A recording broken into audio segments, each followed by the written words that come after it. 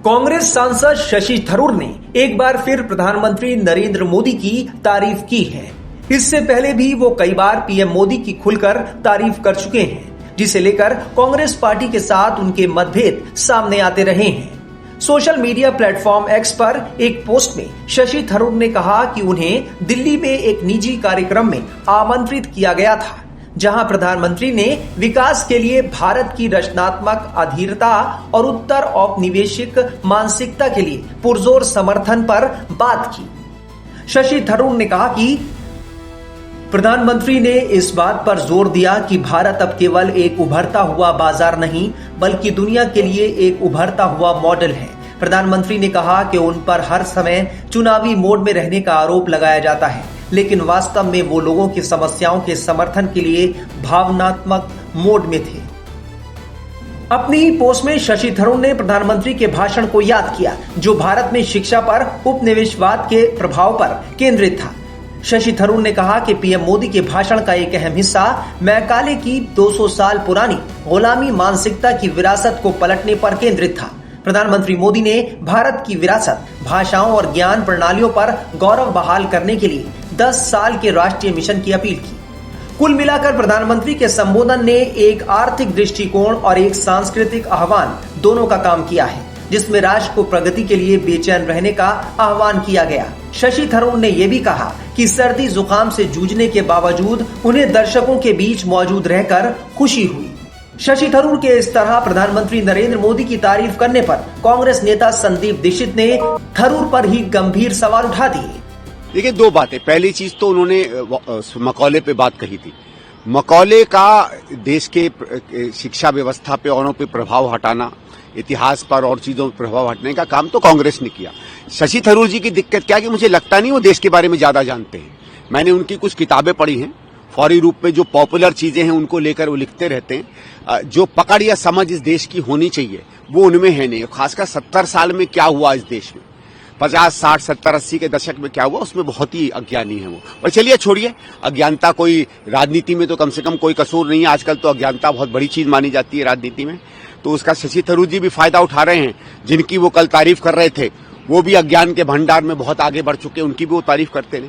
लेकिन मुझे शशि जी से एक पूछना है कि देखिए, हम राजनीति में जब उतरते हैं, माना देश सेवा के लिए उतरते हैं, कुछ लोग अपने आप को आगे बढ़ाने के लिए उतरते हैं, लेकिन जिस कारण से भी उतरते हैं, सामान्य ये माना जाता है कि हम एक ऐसे दल को चुनते हैं जिसकी सोच समझ, जिसकी आर्थिक नीतियां, जिसकी आर्थिक समझ हमारे अनुकूल हो, जिससे हमें लगेगा कि देश को फायदा होता है।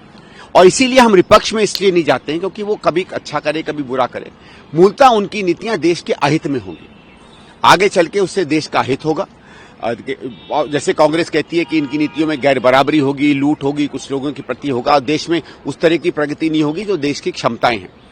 तो अगर आपको सही में विश्वास है कि आप कांग्रेस में आए, आपने कांग्रेस ज्वाइन की, कांग्रेस की नीतियों के काफी हद तक विपरीत चल कर कोई आदमी इस देश का भला कर रहा है आपके हिसाब से, तो फिर आपको उन नीतियों को फॉलो करना चाहिए।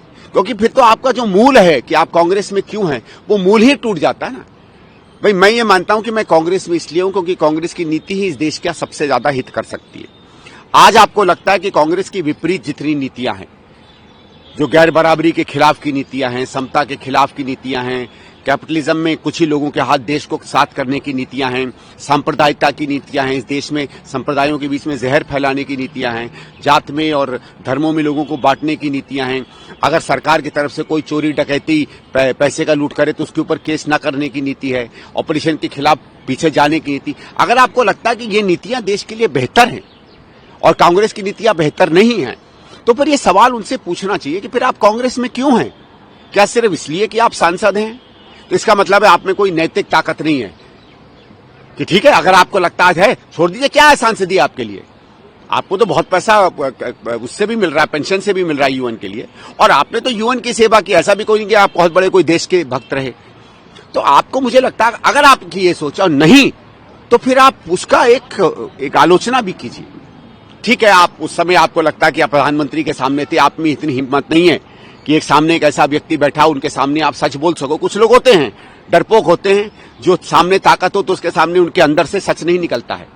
ठीक है, तो मैं मान सकता हूं, क्योंकि कई ऐसे लोग हैं जो आजकल वैसे तो बात बड़ी वो करते हैं, लेकिन उनके अंदर में डर और भय होता है, हिम्मत नहीं होती। चलो वो बात है तो ठीक है, लेकिन सही में अगर आपको लगता है कि नीतिगत रूप से आज बीजेपी या प्रधानमंत्री की नीतियां जिस पार्टी में आप हैं उससे बेहतर काम कर रही हैं, तो फिर आपको ये एक्सप्लेन करना चाहिए। और अगर एक्सप्लेन नहीं कर रहे हैं तो आप हिपोक्रेट हैं। बता दें कि शशि थरूर और कांग्रेस के बीच संबंध पिछले कुछ महीनों में तेजी से बिगड़े हैं, खासकर तब से जब 22 अप्रैल को पहलगाम आतंकी हमले के बाद मित्र देशों को भेजे गए सरकारी प्रतिनिधि मंडलों में उन्हें विपक्ष के नेताओं में चुना गया था। शशि थरूर ने संयुक्त राज्य अमेरिका और 4 और देशों के प्रतिनिधि मंडल का नेतृत्व किया था।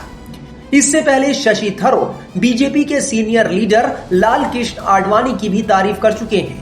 आडवाणी के जन्मदिन पर बधाई देने के बाद उन्होंने कहा था कि उनके लंबे सार्वजनिक जीवन और सेवा को एक घटना तक सीमित करना गलत है।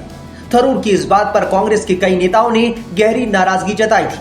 शशि थरूर की ओर से प्रधानमंत्री मोदी की कई बार तारीफ करने की वजह से कई बार उनके बीजेपी में भी जाने की अटकलें लगती रही हैं।